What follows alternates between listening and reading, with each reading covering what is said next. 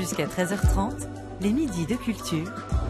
Nicolas Herbeau, Géraldine Mosna-Savoie. Place à la rencontre. Aujourd'hui, notre invitée écrit et interprète. Elle est autrice et éditrice, compositrice et chanteuse. Son nouveau livre se lit autant qu'il s'écoute. Et on y croise autant Buffy que Philippe Solers, Valérie Solanas que des masculinistes, Sexy Sushi que le sitcom des années 90 Maggie, la poétesse Renée Vivian que des monstres sacrés du cinéma. Et je mets des guillemets à monstres et à sacrés. Mais on y rencontre surtout Violette, jeune fille de 17 ans qui découvre chez elle un étrange pouvoir que d'autres qu'elle se découvrent aussi. Faire imploser des verges en 1000 morceaux, les calciner jusqu'à les transformer en geysers de viande hachée. Violette, mais aussi Sidonie, Eulalie, Dahlia et Marcia sont les Fallers, des super-héroïnes bien décidées à user de leur pouvoir pour ne plus avoir à poser cette question: comment faire pour que les hommes cessent de violer? Chloé Delhomme, bonjour. Bonjour. Bienvenue dans les Midis de Culture. Alors j'allais spontanément, Chloé Delhomme, présenter votre livre Fallers comme une dystopie. Mais est-ce que vous le voyez vraiment comme une dystopie, ce livre? C'est pas vraiment, c'est légèrement décalé. C'est plus un roman d'apprentissage dans un... C'est pas vraiment une dystopie. C'est un livre de super-héroïne. Est-ce que vous diriez que c'est une utopie même? C'est presque une utopie, ah oui. En fait. Vous rêvez d'un monde où les hommes cesseraient de violer, effectivement. Ça, c'est une utopie. Ça, c'est une utopie. Et puisqu'il y a que dans les sociétés qui sont matrilinéaires qu'il n'y a pas de viol, en fait. Et c'est une sorte de petit fantasme, effectivement. Disons que j'ai une petite obsession pour la notion de castration punitive depuis mon tout premier livre, il y a 25 ans, parce que dans les mouflettes d'Atropos, il y avait une machine, le bitto-extracteur, qui était à partir d'un micro-ondes trafiqué. Et c'est toujours d'actualité, apparemment. Donc l'utopie, c'est que les hommes cessent de violer. Si vous dites que c'est une utopie, ça veut dire que vous pensez que c'est irréalisable? Je sais pas si c'est réalisable. J'aimerais bien, et j'ai trouvé que cette solution imaginative, je sais pas. Enfin, les Fallers. Les Fallers, c'est-à-dire que on se retrouve complètement comme une poule devant un couteau avec cette problématique. On ne sait pas comment faire toutes les 7 minutes en France. Donc, je sais pas. Toutes les 7 minutes, il y a un viol en France. Il y a un viol en France toutes les 7 minutes. Et c'est pas le même monsieur. Donc, il y a bien un énorme problème. Et du coup, j'ai inventé ce côté punition fatale, un peu en catharsis, quoi. Et la dimension, justement, Est-ce qu'il y a une dimension utopique dans cette solution que vous avez inventée? Est-ce qu'il y a une utopie aussi de la violence, de la castration? Alors, la violence est arrivée en réponse ultime, en fait. C'est-à-dire qu'on se demande si, à part la crainte, la peur que ça leur arrive, ça va pas continuer. Enfin, on ne sait pas par quel bout prendre ce problème, en fait. Oui.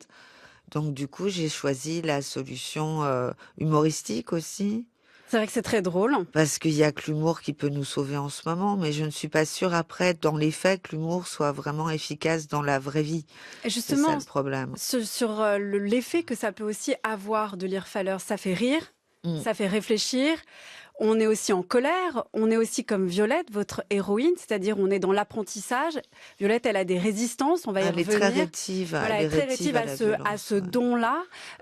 Est-ce que vous pensez qu'un livre comme ça, justement, il ne fait pas que rire? Vous doutez d'ailleurs du pouvoir de l'humour total, en tout cas, complet de l'humour. Est-ce que vous pensez que ce livre-là, il peut faire changer des choses?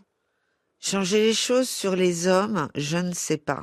C'est ça le problème, c'est-à-dire que faire du bien aux femmes, oui, ça. Je confirme. Dans les retours que j'ai, ça fait 15 jours que le livre est sorti, mais je reçois des petits messages et j'ai vu les papiers et je croise des lectrices en signature. Après, encore une fois, le souci, c'est qu'on ne sait pas ce qui peut empêcher les hommes de violer, à part le risque de voir leur phallus exploser. Donc, j'ai trouvé que ça. Maggie, Maggie, Maggie, voilà Maggie.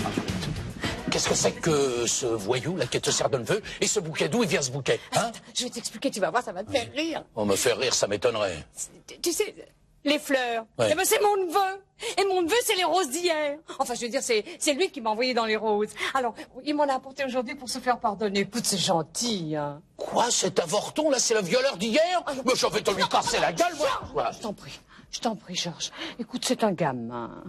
Il est amoureux de moi, il me fait la cour. Écoute, c'est plutôt mignon. Et puis, tu sais, finalement, eh ben, c'était pas une agression. Ah bon? C'était une séduction. Oh, tu vas pas être jaloux, mon petit Georges. Hein? Tu vas pas être jaloux. Moi, jaloux? Oui, Tu oh. penses? Moi, jaloux.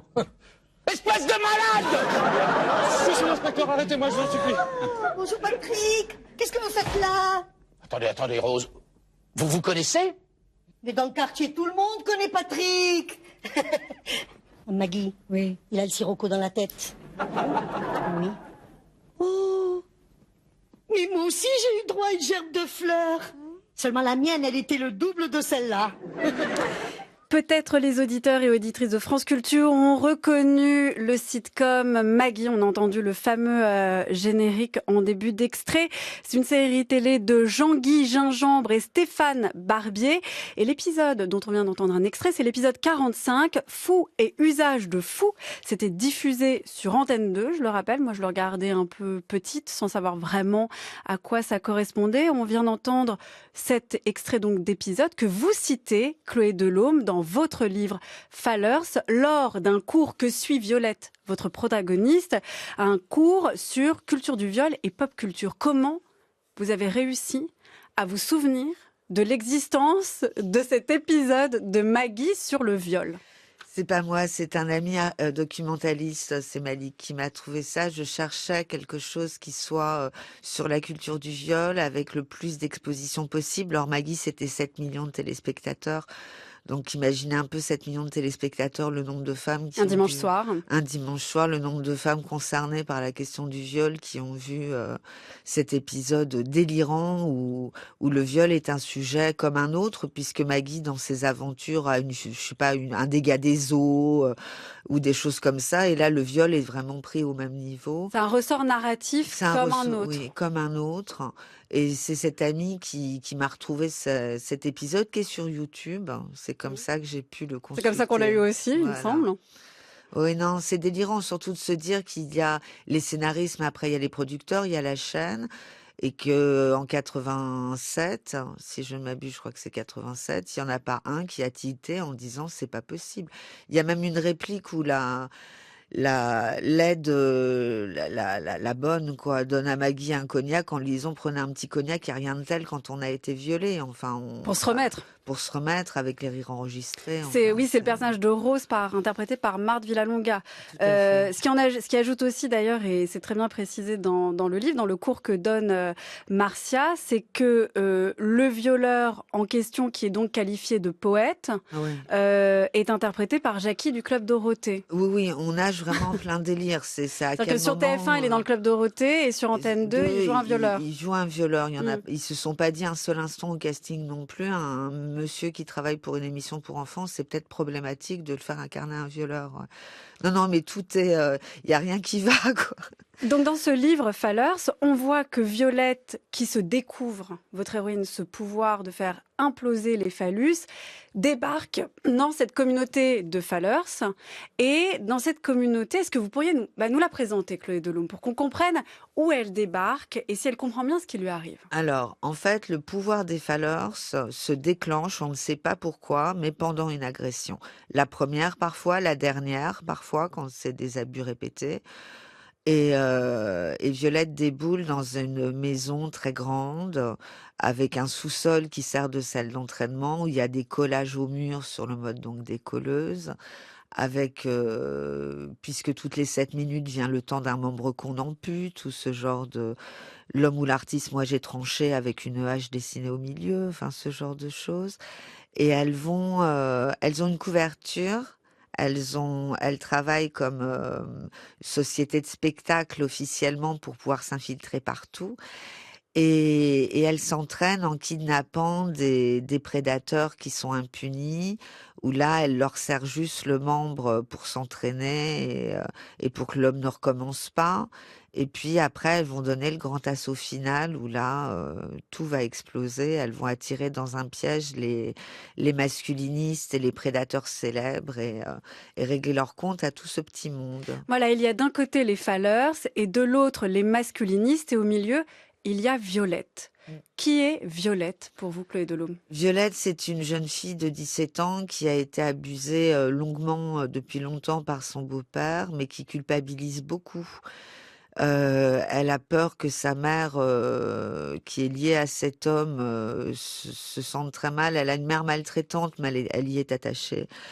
Et elle est dépressive, sa mère. Vous la décrivez comme dépressive. C'est une dépressive assez violente en parallèle. Et Violette est issue d'une famille dysfonctionnelle, divorcée, mais extrêmement dysfonctionnelle.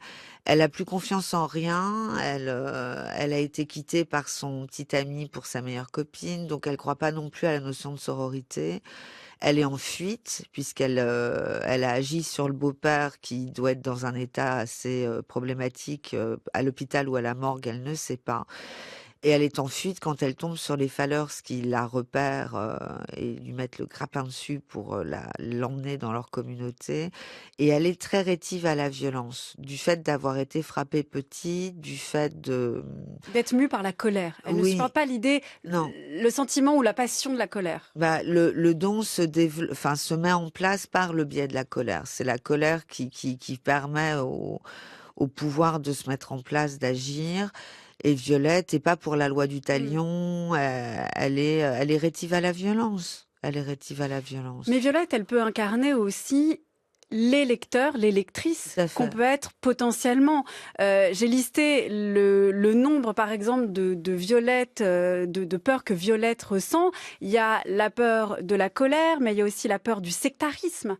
Elle ne supporte pas d'être enfermée dans cette vie-là avec des femmes et des filles qui répètent en boucle, qui suivent des cours sur la culture du viol, de regarder Maggie. Elle refuse aussi d'être considérée comme une victime. Oui, c'est ça le problème principal, c'est qu'elle et c'est assez représentatif en fait des victimes justement, c'est qu'elle ne veut pas être assimilée à ça, donc du coup pour elle la communauté des Fallers va dans ce sens de victime qui se venge et elle voudrait oublier qu'elle est victime, donc du coup elle a du mal à adhérer à la communauté et puis finalement grâce aussi à ce cours où on voit l'épisode de Maggie, elle comprend. C'est là où l'apprentissage se fait. Elle comprend et ensuite elle va être les masculinistes, les virilitas vont envoyer un jeune homme de leur cru pour infiltrer les Fallers en espérant les faire exploser et Violette va tomber sur ce jeune homme qui va la draguer grassement et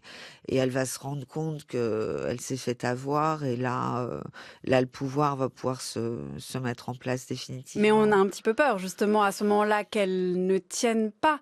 Est-ce que vous comprenez, Chloé Delhomme, les résistances qu'on peut avoir face à ce mouvement féministe-là, mais aussi face à ce qui est présenté comme de la sororité, avec ce qui peut s'apparenter à une forme de sectarisme tel que le décrit Violette, avec des passions qui sont celles de la colère, et aussi avec l'idée d'être enfermée dans un statut, celui de victime.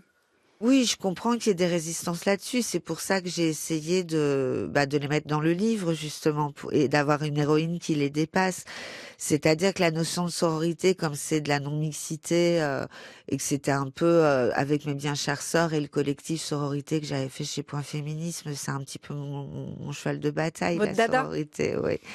Et j'ai entendu beaucoup de personnes qui étaient réticentes, pour ces questions de non-mixité et aussi d'adhésion a priori. Mais qu'est-ce que vous pouvez répondre à ça? Je pense que c'est d'abord l'objectif et l'adelphité au final, c'est-à-dire le frère et sœur et pas que le sœur. Au final, j'entends bien. La non-mixité, c'est un petit peu moins fort qu'à une époque aussi. On a eu besoin d'avoir dans le cheminement des féminismes, on a besoin de se retrouver entre femmes à un moment donné, comme les intersectionnels ont besoin de se retrouver aussi entre personnes de la même communauté. Enfin, ça me paraît. Mais pour vous, c'est une étape. C'est une étape qui est archi nécessaire. Moi, je suis pas pour un monde qui serait matriarcal et peuplé que de femmes au pouvoir et pas qu'au pouvoir d'ailleurs. Enfin, j'ai fait les Sorcières de la République en 2016 pour parler de ça, pour expliquer que le matriarcat était pas du tout la solution. On va pas inverser un pouvoir dégueulasse pour faire la même chose. C'est pas les mêmes armes, c'est pas une bonne idée. Mais après, la sororité est un outil qui est très fort et très utile pour faire bouger les choses. Et je crois que quand on regarde un petit peu, même si les prédateurs tombent toujours pas, mais ça c'est des questions de justice, les femmes sont beaucoup plus organisées ces dernières années. Et ça donne des résultats quand même. Et c'est depuis qu'il y a eu MeToo, selon vous, que ça a Oui. changé? Oui, il y a vraiment un avant et un après 2017. Je crois que c'est évident, oui. Oui. Quelle définition vous pourriez donner, Chloé Delhomme, de la sororité? C'est un le fait d'être lien. sœur. C'est être sœur, mais être sœur au-delà d'un lien qui serait décalqué sur du familial. C'est un lien indéfectible. C'est un lien qui permet d'être plus forte. C'est un lien qui soude. Et je crois que vraiment, pour faire tomber le patriarcat, on peut pas en faire l'économie. Mais c'est très, ça a bien marché. La sororité a fait le boulot et vraiment là, on voit bien qu'il y a plein de collectifs. Les réseaux sociaux, il y a aussi beaucoup de liens qui se créent, de collectifs aussi. Enfin, moi, j'ai la sensation que c'est plus la même chose qu'il y a 5-6 ans. Qu'est-ce qui a changé? Que c'est plus solide? Vous avez parlé des modes d'organisation. C'est plus Mais c'est quoi? solide. C'est plus aussi structuré ou articulé dans ce que ça dessine comme projet politique ou comme nouveau type de rapport à l'autre? Je crois qu'il y a les deux et qu'en même temps, on a conscience, on s'est mis à avoir conscience de l'aspect systémique du patriarcat. Et à partir de ce moment-là, la sororité permet aussi une alliance collective en face, quand on n'est plus toute seule. Et ça, c'est quelque chose de très important, que ce soit dans l'espace public en cas d'agression quelconque, que ce soit en réunion au bureau. Enfin, moi, j'ai quand même plein de témoignages et puis je le vois. Enfin, je vais pas dans des bureaux, mais je vois bien qu'il y a ce lien qui s'est déployé maintenant, et pas que chez les jeunes filles, quoi. Même les adultes qui ont été formés à un rapport très très patriarcal et quand elles s'en sortent, c'est parce qu'elles ont des comportements d'hommes. J'ai l'impression que ça rétropédale un peu maintenant. Il y a quand même ce lien qui balaye un peu, ouais, qui aide en tout cas. Est-ce qu'on est en train d'assister, selon vous, Chloé Delhomme, même à une nouvelle... Bon, peut-être que je comprends mal l'idée de projet politique, mais même plus en fait de nouveaux types de liens. C'est-à-dire vraiment une nouvelle, plus que de la politique où on parle d'un gouvernement ou d'un type de rapport d'organisation politique. Je parle vraiment d'un type de sentiment ou de lien à l'autre. Bah, au même titre que l'amitié est en train de... Il y a pas mal d'articles qui sont sortis ces derniers mois là-dessus. L'amitié prend le lien sur l'amour. Prend le pas, pardon, pas le lien. Non mais c'était pas mal en même temps. Et je crois que la sororité est en train de devenir un mode, un mode relationnel en soi, qui va au-delà de la bande de filles ou du girl power à la... Ou des clichés justement parce que le girl power implique de la rivalité aussi. Oui, non, là, je crois que la notion de rivalité entre femmes, on commence à bien comprendre que ça fait le jeu du patriarcat et que c'est pas avec ça qu'on va s'en sortir. Est-ce que on a parlé des falleurs et des virilitas, justement face à ce lien-là, il y a quand même une forme de manichéisme. Comment vous faites face aux critiques, aux objections sur le manichéisme? Parce que dans cette fable, je dirais, décalée, dystopique, utopique, il y a vraiment deux groupes opposés. Oui, il y a deux groupes opposés, comme il y a les rapports extrêmes hommes-femmes qui se posent, mais c'est une fable, effectivement, donc je pouvais pas faire l'économie de quelque chose de très, c'est blanc, c'est noir. Presque un peu moral. Oui, il y a un côté, il y a un côté fable, donc oui, c'est une fable complètement barrée, mais c'est une fable quand même, donc... Et puis, il n'y avait pas la place pour des sentiments complexes. Là, on est vraiment dans... Et en même temps, on parle de culture du viol. Est-ce que la culture du viol est si complexe que ça? Je ne suis pas sûre. En tout cas, elle est insoupçonnée. Ouais. C'est-à-dire qu'elle est à la fois visible et insoupçonnable. Quand vous disiez que Maggie était diffusée à une heure de Ouais. grande écoute comme un ressort narratif comme un autre, le viol étant présenté comme un ressort narratif comme un autre, c'est que c'était paradoxalement sous notre nez sans qu'on le voie. Exactement. Et c'est là qu'on voit à quel point c'est ancré, ça l'était, et que c'est très récent qu'on commence à se rendre compte de ça. C'est comme pour les paroles de chansons ou un tas de trucs. C'est dans, on baignait là-dedans. On baignait complètement là-dedans. Maintenant, on s'en rend compte et ça passerait plus, j'espère. Mais ouais, vous pensez que ça passe encore, vous? Ouais, non? Ouais, je sais pas. J'écoute pas de rap, alors du coup, je me rends pas compte. Non, même dans la variété française, c'est très difficile de toute façon de distinguer des changements de mœurs. Ouais. Il n'y a pas un avant et un après radical. À part sur MeToo, quand même. Mais justement, il y a c'est ce qui est dit quand même dans votre fable, Chloé Delhomme, c'est que les mots ont changé, mais les faits restent. Bah, Même avec MeToo. Avec MeToo, sur les faits, ça reste, c'est effectivement les femmes qui sont plus lucides. Et les alliés aussi. Parce qu'il y a quand même des alliés. Il faut pas avoir l'impression que le not all men est parfois juste, malgré tout. Vous avez parlé de la chanson Chloé Delhomme. Il y a un album qui accompagne Fallers. Je vous propose qu'on en écoute un extrait, mais aussi d'autres de vos chansons, Chloé Delhomme. Jusqu'à 13h30, les midis de culture. Nicolas Herbeau, Géraldine Mosna-Savoie.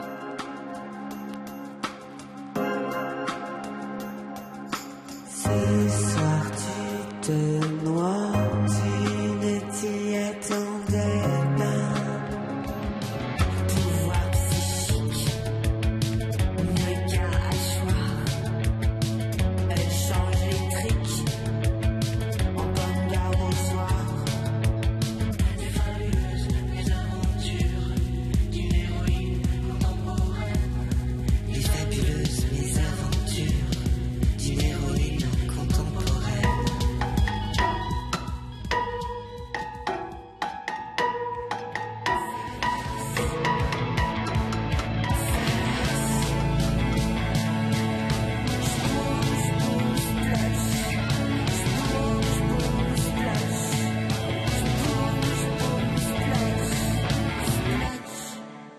Un mix de chansons que vous interprétez, Chloé Delhomme, avec les titres Fallers Song, éponyme et La Noyade. Pourquoi faire de la musique pour accompagner vos textes, Chloé Delhomme? Bah, en fait, j'ai fait des BO de livres depuis très très très longtemps. J'avais des extensions, etc. Et pourquoi justement ce besoin d'extension? Bah, parce que j'aime bien le côté art total, moi. J'aime bien que ce soit vraiment plongé dans tout un univers, et puis parce que j'aime bien faire des chansons. Donc c'était l'occasion à chaque fois, enfin pas à chaque fois, mais souvent. Et puis aussi parce que je fais des lectures musicales à partir des bouquins. Donc c'est l'occasion de travailler avec des musiciennes et des musiciens, d'écrire des paroles, de m'amuser un peu. Mais justement, quand vous parliez tout à l'heure de fables, de chansons, que c'était en train de changer, est-ce que ça participe aussi de cette volonté-là? C'est-à-dire dans Fallers, vous dessinez un monde complet avec des chansons, avec des tableaux, avec des sitcoms. Est-ce que là, c'est une manière aussi de reprendre la place et de proposer des fables et des chansons concurrentes? Ah, ça, j'y avais pas pensé, mais c'est vrai que c'est une réponse, du coup. C'est vrai que Ouin Ouin Boogie est une réponse à toutes ces chansons mascues qui nous envahissent souvent. Je croyais que c'était pour leur prendre la place, moi. Bah, j'ai pas pensé à ce point, mais finalement, pourquoi pas, oui. Oui, il y a de ça. Quand vous parliez d'art total, il y a effectivement le texte en tant que tel, il y a la chanson. L'idée, c'est de retracer un univers, de nous plonger dans autre chose complètement. C'est quoi l'art total dont vous parlez? Ça serait... il manque le visuel sur Fallers, mais on réfléchit à la version BD, on cherche la dessinatrice. Là. Et pourquoi pas d'ailleurs un film ou... Initialement, c'était un court-métrage. L'idée ça apparaît dans Pauvre Folle, votre roman paru en septembre. Effectivement, ça devait être un court-métrage et on n'a pas trouvé les financements avec le producteur, donc le producteur a laissé tomber alors qu'on avait la chaîne parce que c'était dans une collection.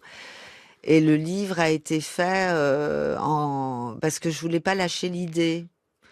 Et c'est la directrice de collection de Point Féminisme qui m'a dit, mais fais-moi un livre quand je lui racontais mes aventures cinématographiques. Et il va y avoir normalement un clip sur une des chansons où du coup on va voir les Fallers en action avec des explosions. Surtout qu'il y a quelque chose un petit peu de la série B presque. Ah mais complètement, même de la Z. Voilà, c'est ça. ça. Oui, c'est du grand guignol, on a envie du gore, voilà, de la chair à saucisse qui gicle. Tout à fait, c'est du steak haché qui explose avec des geysers d'hémoglobine. Ah, là, on peut se faire plaisir. Oui, il y a moyen de faire un truc assez rigolo, je pense. Mais le problème de l'image, c'est que, à la différence de la musique et du texte, de la littérature, c'est qu'on a moins ce côté peut-être du rythme auquel vous êtes très attaché. C'est-à-dire quelque chose de, quand on le lit, ça doit s'écouter, mais ça doit aussi s'écouter dans son corps, quoi. On doit ressentir quelque chose, de la peur, de la colère. Parfois, l'image raccourcit le champ de l'imagination d'une certaine manière, enfin nous empêche. L'image surtout surtout si ça avait été un court-métrage, donc 12 minutes, ce qui était très très peu, c'est qu'il n'y aurait pas eu de méta, il n'y aurait pas eu de discours sur la culture du viol. Ça empêchait plein de choses, sur l'état intérieur de Violette par exemple. Dans le court-métrage, on l'aurait vu juste côté apprentissage, prendre le pouvoir peu à peu et finir en super-héroïne. Mais toutes les raisons pour lesquelles elle est rétive, tout le discours sur les interrogations sur l'usage de la violence, sur la loi du talion, ces trucs culturels, effectivement, que ce soit Maggie ou d'autres, il n'y aurait pas eu la place dans un film, en fait. Ou alors il aurait fallu que ce soit un long métrage. Mais qui sait, peut-être qu'il y aura quelqu'un qui va trouver que c'est une bonne idée de faire des super héroïnes qui font exploser des gags en direct, on ne sait pas.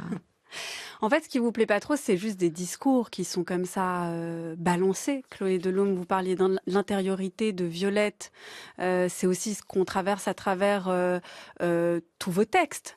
L'autofiction, c'est vous, ou un personnage une extension encore de vous, un double de vous. Les héroïnes qu'on croise aussi chez vous, on a toujours accès à quelque chose de leur intériorité. On peut pas juste les voir comme ça agir dans un décor. Non, c'est vrai qu'il y a toujours l'état psychique intérieur est très très travaillé, ouais. Enfin en tout cas montré. Ouais. Et comment ça se fait? Comment on l'écrit ça? Parce que c'est très difficile de pas faire de la psychologie un peu nulle quand on écrit comme ça, le mieux parfois pour décrire un personnage, c'est de le voir en mouvement, en action, faire des choses. Là, comment on fait pour saisir sans être un peu réducteur ou gnangnan les états intérieurs? L'état intérieur est lié aussi à ce qui est la backstory du personnage, enfin d'où elle vient, qu'est-ce qu'elle a subi, qu'est-ce qu'il a construit.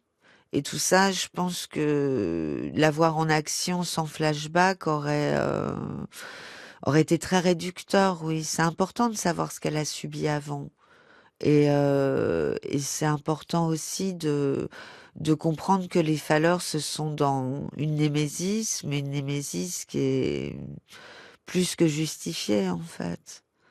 C'est-à-dire que il arrive à un moment où, moi je suis une grande fan de Valérie Solanas, donc sur la question de la... Donc qui a écrit Scum Manifesto, qui est connu pour avoir tiré sur Andy Warhol. Ouais, et la question de la violence est pas problématique pour moi. Voilà. C'est-à-dire qu'il arrive à un moment donné où face à la violence subie, la victime a parfois pas d'autre choix que d'être en réaction. Et Fallers, c'est une blague, mais c'est effectivement une blague cathartique parce qu'à un moment donné, il y a vraiment beaucoup, beaucoup de colère de mon côté. Ouais. Et l'écrire, ça libère parce que c'était dans une écriture blaguesque, puisqu'effectivement, on est dans du grand guignol, on est dans du gore et on est... Vous pourriez pas l'écrire premier degré, quoi. Non, premier degré. C'est là où ce serait un peu cucu ou un peu trop facile. Ça serait un peu bêta, je pense, du coup, ouais.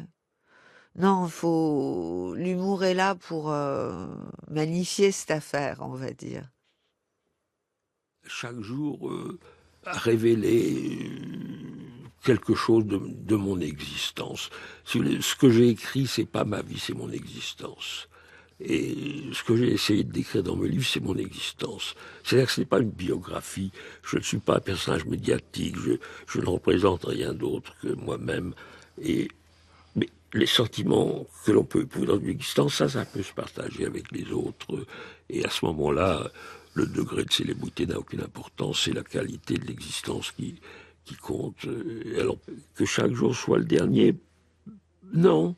Mais que chaque jour, en soi, forme une totalité et qu'elle passe, oui. Mais avec l'espoir que le lendemain, il y aura autre chose qui continuera à donner un sens à mon existence. La voix de Serge Doubrovski dans cette archive du 14 février 2011, c'était dans l'émission À plus d'un titre, l'écrivain et critique littéraire. Serge Doubrovski est une figure qui vous a beaucoup inspiré, Chloé Delhomme. Ah bah c'est lui qui a inventé le terme d'autofiction, oui, en 77. On lui doit à la fois beaucoup et on lui en veut aussi beaucoup parce qu'on ne parle que d'autofiction en ce moment, non ? Oh ça fait 20 ans qu'on parle. Enfin non, il y a eu un petit creux de la vague à un moment donné. Ouais, mais là, il y a presque plus de romans, on parle de récits. Attention, voilà. non, attention, faut pas mélanger le témoignage, la biographie et l'autofiction, c'est pas pareil. Alors dites-moi. Nashino, c'est une forme de témoignage, par exemple. D'ailleurs, elle revendique le fait que ça soit pas de l'autofiction. Angot, c'est à cheval. Ça dépend des livres. Ça dépend des livres. Et après, moi, je fais de l'autofiction. Alors, c'est vous ou c'est pas vous ? C'est ça, à chaque fois, la question du taraude. C'est moi en pire. Voilà. Ou en blague. Ou en mieux. Ou en blague. Exactement. Mais Fallors, c'est pas une autofiction. Non, ça n'a rien à voir, justement. Oui. Vous en avez marre de l'autofiction ou assez, vous avez fait le tour ? J'ai cru que j'avais fait le tour quand j'ai fait Les Sorcières de la République en 2016. Et puis finalement, j'ai changé d'avis derrière. Donc maintenant, je me prononce plus. Vous osez plus dire maintenant ? Non, je crois que j'utilise de temps en temps des personnages. Je sais que pour le prochain roman, ce sera avec un personnage. J'ai fait mon premier chapitre la semaine dernière. Ça va sortir quand ? Je pense que ce sera pour 2025 du coup. Parce qu'il faut que je le rende en février. Ah oui, donc pour rentrée 2025 finalement. Ouais. Voilà, j'ai donné à Bernard Comment, mon éditeur, mes 10 premières pages et il était content, donc me voilà fort satisfaite. Donc vous êtes plutôt sur le roman, mais vous ne renoncez pas à l'autofiction. Est-ce que c'est important pour vous de définir une forme selon les histoires, selon vous voulez que ça produise, soit des pamphlets, soit de l'autofiction? J'ai fait plein d'objets différents et moi ce qui m'intéresse c'est de travailler la forme en fonction de chaque objet, de chaque propos, de chaque histoire. J'ai même fait un livre dont vous êtes le héros sur Buffy, la tueuse de vampires. Donc l'idée à chaque fois, c'est d'avoir un genre ou une forme différente, même si on me reconnaît. Il y a toute une partie de mon travail qui était sur le roman familial sous forme d'autofiction. Là, il y en a eu pas mal. Enfin, je pense au moins 5-6 qui sont dans la même lignée, qui sont vraiment de l'autofiction brute, quoi. Et après, ça dépend vraiment des objets.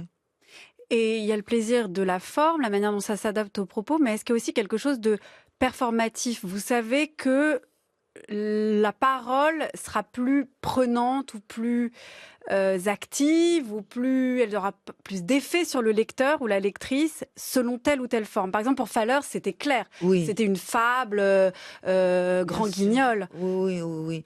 Ça dépend vraiment des propos et des objets, mais j'essaye. Mais en même temps, Falleurs, c'est mon 30e livre. C'est ma 30e publication. Donc, c'est normal aussi, avec autant d'objets, que j'ai besoin de faire des formes différentes. La seule chose que je ferai jamais, c'est le polar. Voilà, c'est ce que je vais vous dire. Quelle forme vous ne voudriez jamais faire ? Le polar, je ferai pas. Il y a très longtemps, on m'avait contacté pour une collection, mais parce que j'en lis pas. Et que c'est un univers qui m'intéresse pas du tout, les trucs policiers. Donc, je peux donner quelque chose qui tiendra pas la route. Vu que... Et les romans historiques ? C'est pareil, les romans historiques. J'étais allée, quand j'ai été pensionnaire à la Villa Médicis, j'étais censée travailler sur Messaline. Je me suis vite rendu compte que ça allait ressembler à un roman historique. Finalement, j'ai fait des performances et puis quelques temps plus tard, Les Sorcières de la République, qui est une dystopie zinzin. Donc, non, roman historique non plus. Qu'est-ce qui vous plaît le plus quand vous écrivez, Chloé Delhomme ? C'est quoi le moment le plus jouissif? Le moment le plus jouissif, c'est vraiment quand je suis en transe dans Word. Je crois que ce que je préfère au monde, c'est être dans Word et c'est vraiment ce moment où les phrases avancent toutes seules et où il n'y a plus rien qui existe. Donc quoi, vous en êtes à ce moment-là à 40 pages, vous êtes lancé quand même? Oh, ça peut même être sur... c'est pas une question d'où j'en suis, c'est une question vraiment de connexion avec le traitement de texte. Et là, les phrases sortent comme ça? Bah ouais, ça peut sortir tout seul. Après, ça, en général, je fais mon premier jet, je retravaille le paragraphe au fur et à mesure. Moi, j'ai pas, je connais plein d'autrices qui font le bout à bout et puis après qui reviennent dessus. Moi, j'ai besoin de verrouiller quasi paragraphe à paragraphe pour avancer. Ce qui fait que quand je me suis mise au scénario, c'était très compliqué parce que c'est tout le contraire. Un scénario est un objet ultra mouvant. Qui a quasiment jamais de version définitive. Oui, qui se retravaille tout le temps jusque sur le plateau. Au début, j'ai eu beaucoup de mal. Ça me rendait un petit peu ma boule que ce soit pas fixé. Mais pour mes travaux romanesques, ou même d'essais, c'est vraiment au fur et à mesure que je verrouille. Ouais. Donc là, Chloé Delhomme, je parle pas de ce moment-là dans le studio, mais en ce moment de votre vie, comme vous en êtes à la fin de votre premier chapitre qui a satisfait votre éditeur et vous-même, vous êtes à ce moment-là la plus heureuse du monde. Ah oui. En ce moment, vous êtes très heureuse. Oui. Non, tout à fait. Et puis c'est une période qui est assez rigolote pour moi entre le disque et le livre. Je m'amuse bien là. Merci beaucoup. Merci. Chloé Delhomme de vous. On peut donc lire Fallers, c'est paru aux éditions Point dans la collection Point Féminisme avec l'album Sentiments négatifs qui peut se QR scanner. Je signale aussi que samedi 27 avril aura lieu Fallers Club. C'est un événement collectif à la Ménagerie de Verre. C'est à partir de 16h30 jusqu'à 23h. Chloé Delhomme, nous terminons cette émission en musique. Nous avons choisi 2 chansons. Une chanson de la série Buffy contre les vampires ou une chanson d'Indochine. Buffy ou Indochine, qui choisissez-vous? Ça dépend. Je peux pas vous dire. Bon, mettez-moi Buffy. Life's a show and we all play our parts. And when the music starts, we open up our hearts. It's alright if some things come out wrong. We'll sing a happy song and you can sing along. Where there's life, there's hope. Every day's a gift. Wishes can come true with someone. You work so hard all day to be like other girls, to fit in this glittering world. Don't give me songs. Don't give me songs. Give me something to sing about. Et voilà pour vous, Chloé Delhomme, Buffy, Something to Sing About. On a bien fait d'insister pour la voir, cette chanson. Vous vous souvenez même de l'épisode spécial comédie musicale. Un grand merci donc à vous, Chloé Delhomme. Un grand merci à l'équipe des Midis de Culture qui sont préparés par Aïssatou Ndoye, Anaïs Isbert, Cyril Marchand, Zora Vigné, Laura Dutèche-Pérez, Théa Corler et Manon Delacelle. Réalisation Nicolas Berger, prise de son Alex Zang. Pour écouter cette émission, rendez-vous sur le site de France Culture ou sur l'application Radio France. Merci Nicolas, à demain. À demain, Géraldine.